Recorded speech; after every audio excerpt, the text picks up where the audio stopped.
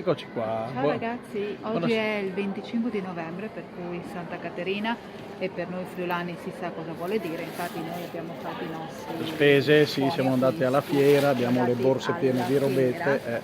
più che altro per tradizione, no? Sì, Noi Santa friulani lo Caterina è facciamo una così cosa per molto sentita tradizione. nella città, peccato che pioviggina, c'è Vabbè, ma un non mi tempo un importa, po' io del infatti c'ho anche il tubo, sì, cappello, perché l'umidità se no le entra nel se no il cervello e cervello quel appunto poco che mi prende rimane l'umido e... dopo il matrimonio. Beh, dopo il matrimonio c'è stato un crollo. Uh. Comunque, no, dai, Allora, siamo noi ci venuti in troviamo piazza, in Piazzetta del Lionello e volevamo mostrarvi prima di tutto l'albero di Natale quello di Sappada, ecco. donato dalla popolazione Comunità di dalla comunità di Sappada, è stato Sappada. inaugurato venerdì sera È davanti stato alla presenza del inaugurato, sindaco di molto Udine e del molto bello, sindaco di probabilmente avrete Sappada. visto anche le fotografie.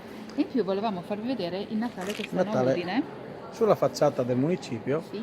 ci sono queste bellissime immagini, aspetta che tolgo la mia testa, proiettate tutta la sera, che veramente meritano. Non abbiamo badato a spese Ed è a davvero Udine. una cosa particolare, Bella. molto suggestiva, che io direi merita, venite a vederlo. Venite a fare due passi in Venite a centro a fare due passi in Udine, centro e venite a vederlo, perché dal vivo rende ancora di più. sperando che non piova.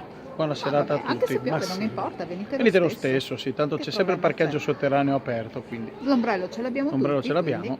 Buonanotte. ciao. Ciao.